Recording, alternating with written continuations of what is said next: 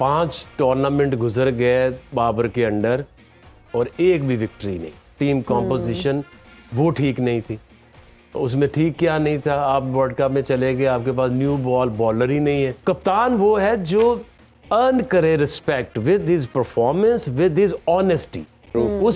उस कप्तान के पीछे टीम खड़ी होती है जो ऑनेस्ट डिसीजन लेता है और लीडिंग फ्रॉम द फ्रंट। इन्होंने उसी एशिया कप के माइंडसेट से ये इंडिया में आए, ये नहीं सोचा कि 400 रन बनेंगे। What ever resources you have, आपने एक टीम में हारिस रऊफ भी खिला रहे हैं, मोहम्मद वसीम भी खिला रहे हैं। जब आप एक कैंपेन में गए, आप फेल हो गए हैं, एक्सेप्टेड। यस आकिब सर, आपसे भी हम जानना चाहेंगे, जब हम बाबर आजम के हवाले से बात करते हैं, बीइंग अ कैप्टन, उन पर बहुत ज़्यादा जो है ना वो क्रिटिसिज्म उनको फेस करना पड़े और जाहिर बात है ही somehow is responsible for a lot of decisions as well. आप क्या समझते हैं कि उनको ऑनरेबल एग्जिट मिलना चाहिए और फिर एज प्लेयर उनको अपनी टीम में अच्छा परफॉर्म करना चाहिए? जब हम कोहली की बात करते हैं, बहुत अच्छा परफॉर्म करते हैं, कितने अच्छे रन बनाते हैं, लेकिन जब आप कैप्टन होते हैं आपके दिमाग में बहुत सारी चीज़ें चल रही होती हैं और आप पर बहुत ज़्यादा प्रेशर होता है। तो क्या समझते हैं अगर वो कैप्टन नहीं रहते तो क्या वो ज़्यादा बेहतर परफॉर्म कर पाएंगे, और आप क्या समझते हैं कि क्या फैसला आज आने वाला है? देखिए, आपका जो ओपिनियन है वो ऑनेस्ट होना चाहिए, बेस्ड ऑन जो रियलिटी है वो होना चाहिए। पूरी दुनिया में कोई भी कैप्टन होता है, वो जब वो world cup to world cup उसका डिसीजन होता है। अगर आप नहीं उसमें परफॉर्म करते, 5 टूर्नामेंट गुजर गए बाबर के अंडर और एक भी विक्ट्री नहीं। और उसकी वजह क्या है? उसकी वजह अब इसमें रिलेट करें तो उसमें एक तो सबसे बड़ी वजह सिलेक्शन की जो कॉम्पोजिशन है, टीम कॉम्पोजिशन वो ठीक नहीं थी। उसमें ठीक क्या नहीं था, आप वर्ल्ड कप में चले गए, आपके पास न्यू बॉलर ही नहीं है। शाहीन एक तरफ से, आप कई दफ़ा ऐसे उसने मेडन ओवर किया, उधर से 16 हो जाता है। तो जो आपका मेन स्ट्राइकर है वो भी फिर कॉम्प्रोमाइज होता है। आप जो बॉलर्स हैं वो भी हंट करते हैं पेयर्स, एक प्रेशर क्रिएट करता है। नसीम जब तक था तो क्या हो रहा था, वो एक तरफ से स्कोर नहीं देता था, बीट करता था, प्रेशर बिल्ड करता था, शाहीन विकेटें लेता था। तो अब एक बंदा मेडन ओवर कराता है, अगली तरफ से आपको 3 चौके खा लेता है बॉलर, तो वो आपका जो एक इम्पैक्ट एज बॉलिंग यूनिट वो नीचे गिर जाता है। ये गलती, ये कप्तान की गलती है, ये सिलेक्टर्स की गलती। दूसरी गलती, आपने फ़खर जमान को, आप देखते ये हैं कि ये पिचेस मुश्किल हैं कि ये आसान है, यहाँ पे लो स्कोरिंग मैचेस होंगे, हाई स्कोरिंग होंगे। इन्होंने उसी एशिया कप के माइंडसेट से ये इंडिया में आए, ये नहीं सोचा कि 400 रन बनेंगे, 350 मिनिमम रन बनेंगे, और ऐसा एक बैटर जो कि छक्के मार सकता है उसको एक मैच खिला के निकाल दिया। और फिर उसको इतना लेट टीम में डाला कि जब तक आपकी कहानी ही खत्म हो गई। बिल्कुल ऑब्वियसली ये एक बहुत बड़ी गलती है। तीसरी गलती क्या है कि what ever resources you have, आपने एक टीम में हारिस रऊफ भी खिला रहे हैं, मोहम्मद वसीम भी खिला रहे हैं, और इन दोनों को न्यू बॉलिंग उतनी अच्छी नहीं आती। बिल्कुल ऐसी। तो फिर आप कुछ ऐसा खिलाओ, चाहे आप नवाज को लेके गए हैं उनकी या शादाब की सिलेक्शन के ऊपर वर्ल्ड कप से पहले क्वेश्चन मार्क थे और कप्तान ने लड़के कहा कि मुझे ये चाहिए।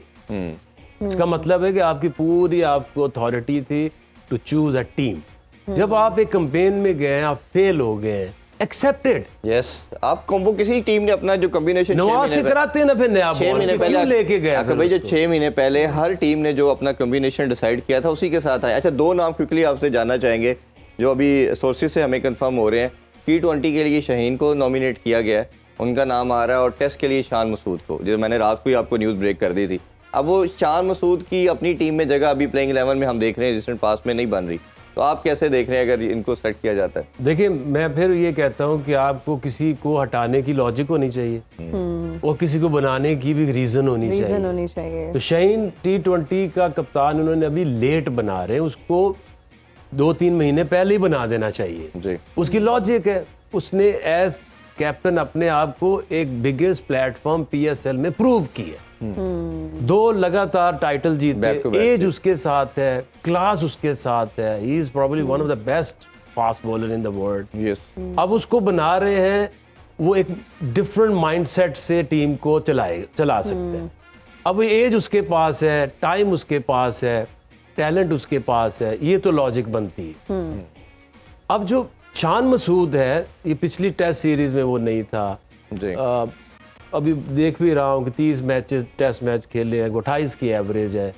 ओडीआई में वाइस कैप्टन बने, मैचेस नहीं खिलाए गए उनको। अच्छा, तब भी ये कंट्रोवर्सी बनी। मैंने तब भी ये कहा था कि ये जो भी पुश कर रहा है, चाहे वो कोई भी है, ये शान मसूद का वो दोस्त नहीं हो सकता।